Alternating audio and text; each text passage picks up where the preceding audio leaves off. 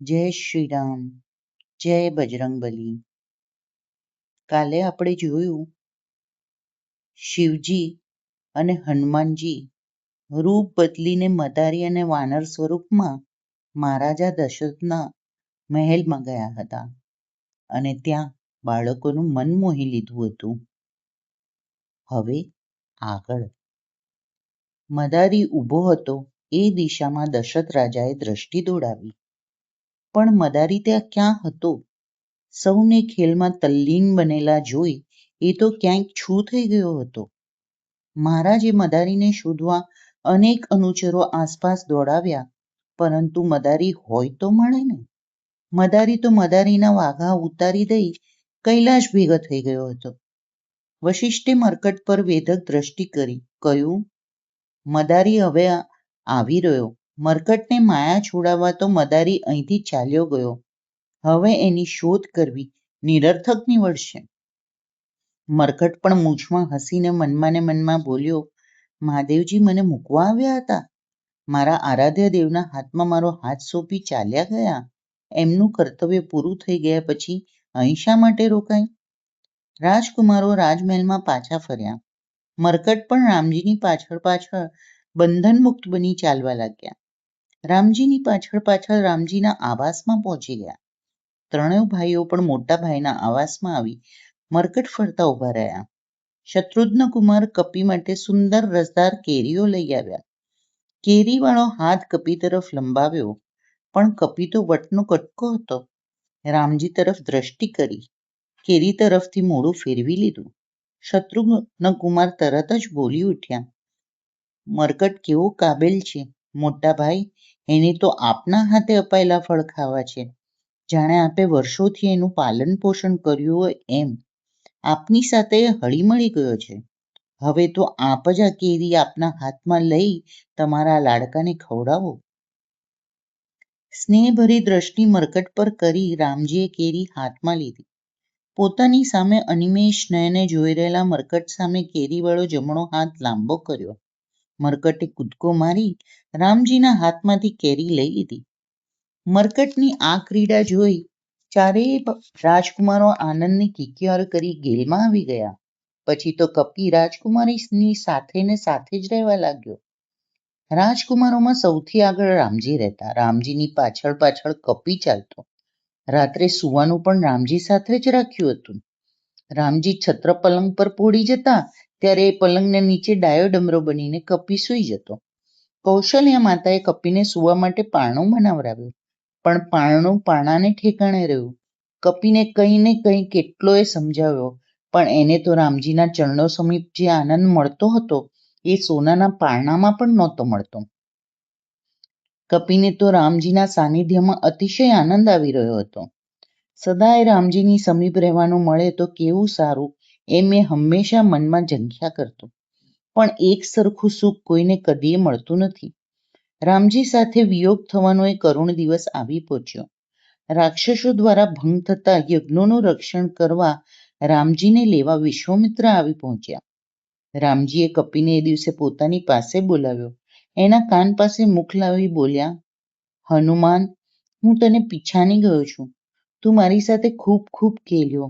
રંગના છટકાવ હોય, કુંડાના હોય, ખેલ પૂરો થયો.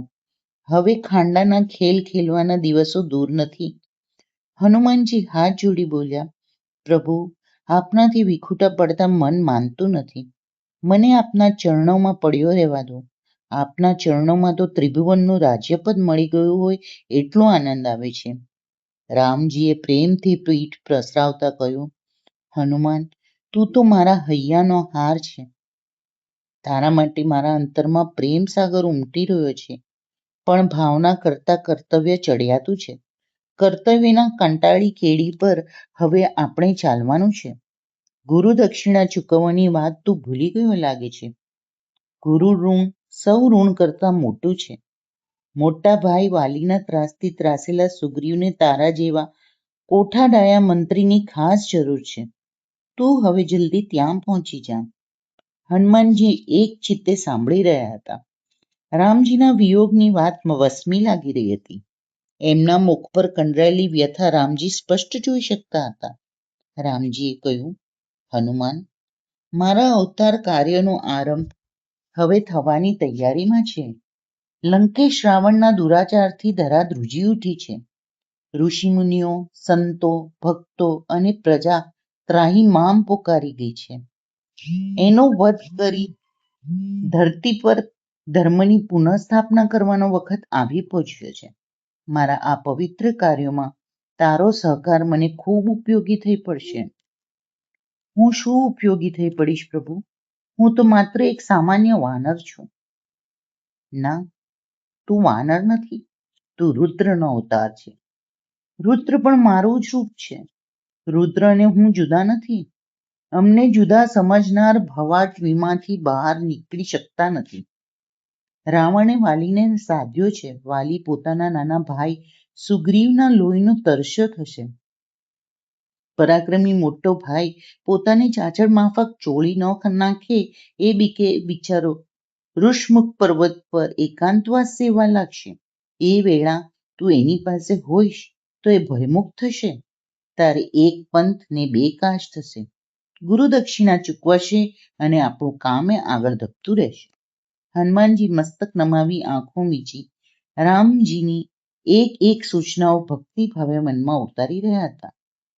વક્તવ્ય આગળ ચલાવવા રામજી બોલ્યા, હનુમાન, કાલે સવારે જ વિશ્વામિત્રજી સાથે અમે બંને ભાઈઓ ઉપડીએ છીએ. ત્યાં મારીચ, સુબાહુ અને તાડકા કાળો કેર કરતાવી રહ્યા છે. એમનો સંહાર કરી ઋષિમુનિઓને નિર્ભય કરવા છે. ત્યાર પછી દંડકારણ્યમાં જઈ જુલમની ઝડીઓ વરસાવી રહેલા ખરદૂષણ, ત્રિશિરા અને સુર્પણખા જેવા કંટકોને સાફ કરી નાખવા છે. ત્યાંથી સીધો ઋષ્યમુખ પર્વત પર આવી તને મળીશ. ત્યાં સુગ્રીવની સાથે તું મારી મૈત્રી બાંધવામાં ખૂબ ઉપયોગી બનીશ. સુગ્રીવના વાનરો, રીછો અને તારા સહાકારથી મારું અવતાર કાર્ય પરિપૂર્ણ થશે. હનુમાનજીએ રામજીની આજ્ઞા સાદર માથે ચડાવી લીધી. રામજીથી વિખૂટા પડવાનું હૈયું ચિરાઈ ગયું હતું, પણ ત્યાંથી એક તસુ પણ ખસવાની ના પાડતા હતા. પણ કર્તવ્યની કપરી ફરજ રણભેરી બજાવી રહી હતી. હનુમાનજીએ રામચરણને સાષ્ટાંગ પ્રણામ કર્યા. રામજીએ બંને હાથ પકડી ઊભા કર્યા. છાતી સરસા ચાંપી પ્રેમ રસથી ભીંજવી દીધા. રામજીની ભાવભીની રજા લઈ હનુમાનજી ઘર તરફ પાછા વળ્યા. મા બાપની મંજૂરી મેળવ્યા વિના સીધા સુગ્રીવના સાનિધ્યમાં પહોંચી જાય તો એમનો અનાદર કર્યો કહેવાય. વધારામાં ચિંતાનો પાર ન રહે એટલે અયોધ્યાથી સુમેરુ પર્વત પાછા ફરતા મેષ જોરથી ઉપડતા પગલા અત્યારે ધીરે ધીરે ઉપડી રહ્યા હતા. આગળ શું થયું તે આપણે કાલે વાંચન કરીશું. બોલો જય શ્રી રામ, જય બજરંગબલી.